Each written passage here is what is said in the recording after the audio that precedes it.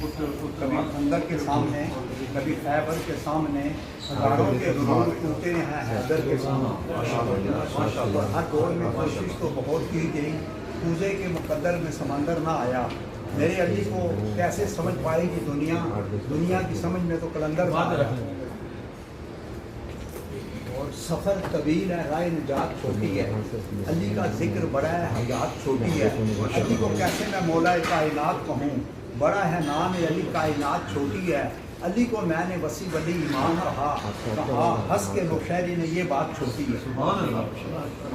غیر علی کے تعلیم مکمل ہو نہیں سکتی، غیر علی کے تعلیم مکمل ہو نہیں سکتی. اگر یقین نہ آئے تو لفظ تعلیم سے عین لام یہ نکال کے دیکھ لو، باقی تے اور مین تم رہ جاؤ.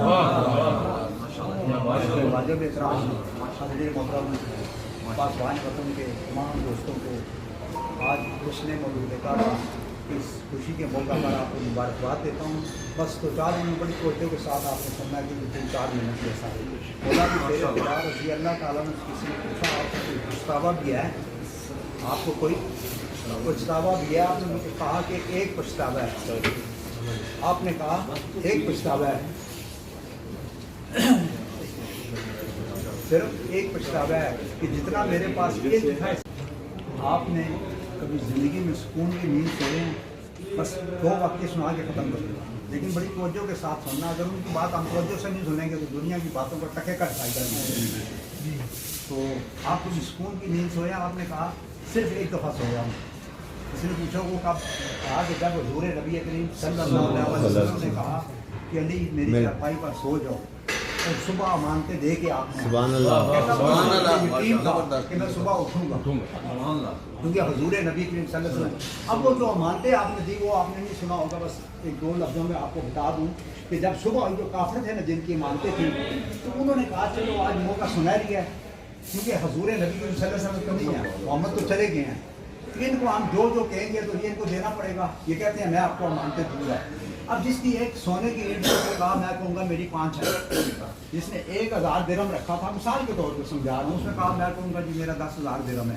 ٹھیک ہے نا، ہر چیز بڑھا چڑھا کے کہیں گے. اور کئی ایسے بھی آ گئے کہ جن کا کچھ نہیں تھا، وہ بھی آپ نے کہا بھائی آپ صبح سارے آ جانا خانے کعبے کے پاس، آ جانا خانے کعبے کے پاس آ جانا، تو میں آپ کو آپ کی مانتے دوں گا. اب سارے آگے لائن میں لگ گئے، جن کا تھا وہ بھی، جن کے نہیں. فاروق بھائی آگے سمجھے نا.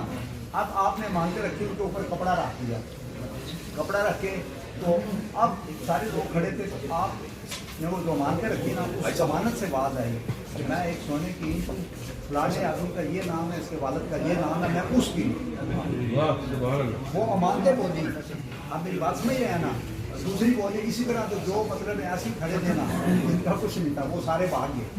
اب جن کی مانتے تھے صرف وہ رہ گئے، ان کو آپ نے مانتے دے دی.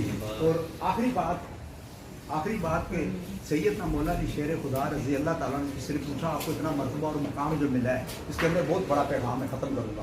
مرتبہ اور مقام ملا ہے، آپ کیا عمل کرتے ہیں؟ غلام نے پوچھا. آپ نے اس سے کہا استبل سے گھوڑا کھول کے لے آیا.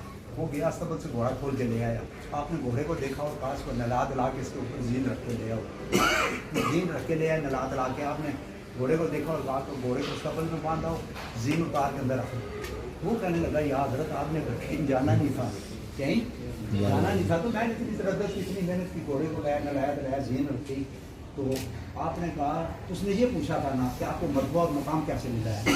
آپ نے کہا کہ تو بول پڑا ہے، ہم بولتے نہیں. یعنی ہمیں حضور نبی صلی اللہ علیہ وسلم کہتے ہیں یہ چیز ادھر رکھ دو، ہم ادھر رکھ دیتے تھے، ادھر رکھ دو، ادھر رکھ دیتے تھے، ادھر رکھ دو، ادھر رکھ دیتے تھے، ادھر رکھ دو. ہم نے کبھی سوال نہیں کیا یا رسول اللہ یہ کیسے کرے. اس وجہ سے ہمیں مرتبہ مقام آنسوؤں سے غسل کر کے لہو سے وضو کرے، ایسا جو کر سکے وہ تیری جستجو کرے، بے قصد میرے دلوں کا حال نہ پوچھے، دامن جو پاک ہو تو اس کے آپ. سبحان اللہ.